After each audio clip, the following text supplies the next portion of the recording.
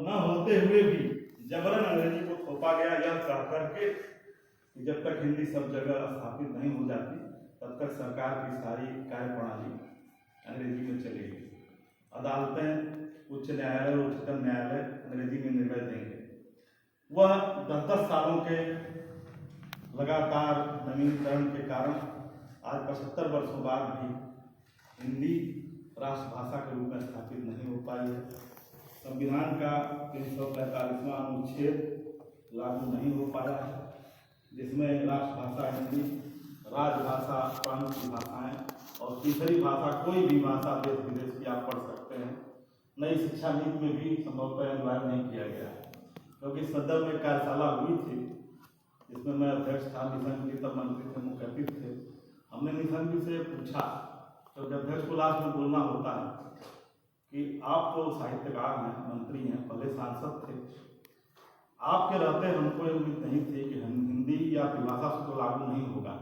उन्होंने स्पष्ट कहा, और अगर आप वायरल देखे हों तो या खोलकर देख सकते हैं, अखिल भारतीय हिंदी महासभा का कार्यक्रम था, उन्होंने स्पष्ट कहा कि हमने अनिवार्य रूप से हिंदी को कर दिया था, त्रिभाषा से तो लागू करने का अनुमोदन कर दिया था, लेकिन तमिलनाडु के मुख्यमंत्री ने मोदी जी को फोन किया और वहीं मामला जमकर तय हो गया।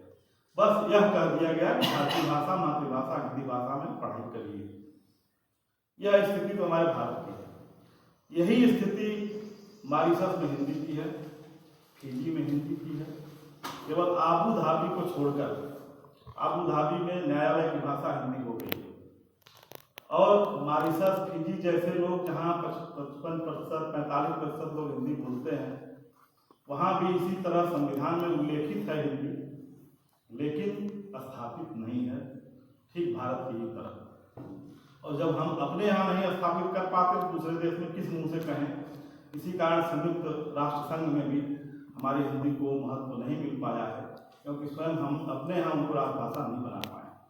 वैश्विक परिवेश का जो संदर्भ पांडे जी ने दिया, विश्व के लगभग 60% देशों में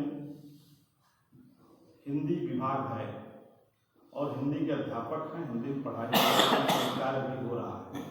फिजी में मैंने बात पूछी वहाँ के लोगों से, चेकोस्लोवाकिया, नीदरलैंड, बहुत तो यहाँ के भी लोग गए हैं, वहाँ अध्यापक हैं, विभागाध्यक्ष हैं, कि हमारे यहाँ लोग हिंदी के प्रति उत्साही नहीं हैं, आपके यहाँ कौन पढ़ता है? तो उन लोगों ने बताया कि हाँ, बाजार की भाषा हिंदी है। जो लोग बांग्लादेश, पाकिस्तान, भारत में कंपनियों की ओर से आएंगे अधिकारी बन के, वहाँ कैटेगरी तय कर दी गई, श्रेणी। इस श्रेणी में आप जाएंगे तो स्नातक आपको हिंदी में होना अनिवार्य है।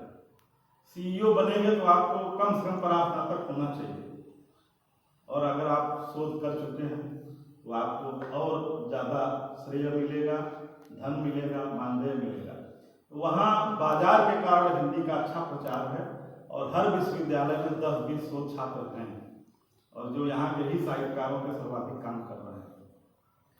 और करीब 20-22 देश ऐसे हैं जहाँ की 40% जनसंख्या हिंदी बोलती है, और यहाँ के लोग जो वहाँ बसे हैं वो भी वहाँ के प्रवासी साहित्यकार या हिंदी से भी हिंदी संस्थाएं चला रहे हैं, और बहुत यहाँ के लोग भी जाकर वहाँ कार्यक्रम करते हैं।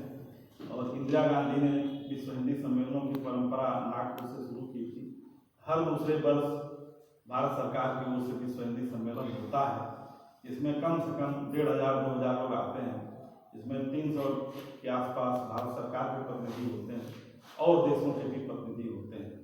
कुल मिलाकर मेरा कहने का अभिप्राय ये है कि जो शिक्षा अपनी मातृभाषा में हो सकती है, अपनी राष्ट्रभाषा में हो सकती है, वह विदेशी भाषा में नहीं हो सकती।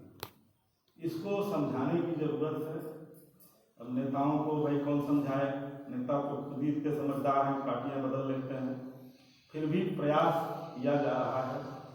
और पिछली हिंदी दिवस की पूर्व संध्या पे हम लोग राजघाट तक पदयात्रा भी किए इंडिया गेट से, जिसमें इस देश के 11 प्रदेशों के लोग आए थे।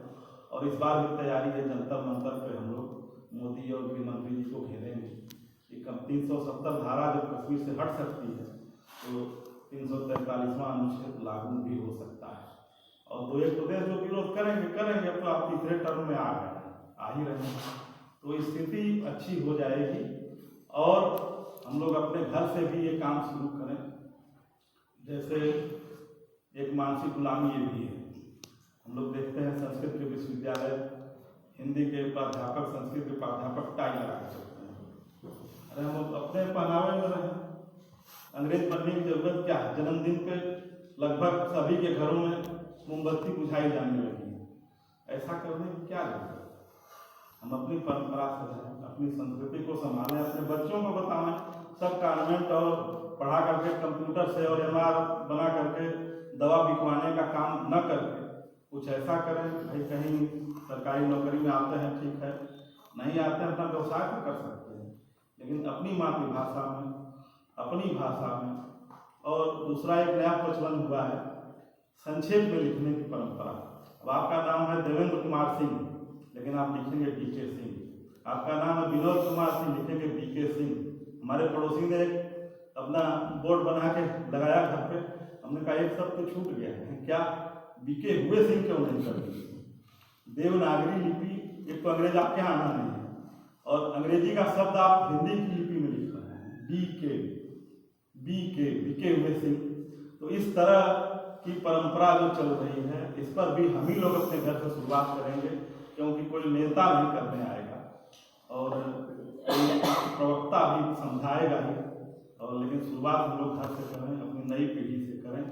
तो हमारा भविष्य, हमारे बच्चों का भविष्य, अपनी संस्कृति, अपना संस्कार तभी जीवित रहेगा और अगली पीढ़ी को हम कुछ दे पाएंगे। अंग्रेजों की इस मानसिक गुलामी से अपनी नई पीढ़ी को मुक्त कर पाएंगे जब अपने घर से यह काम करेंगे। इन्हीं शब्दों के साथ मैं अपनी बात समाप्त करता हूँ।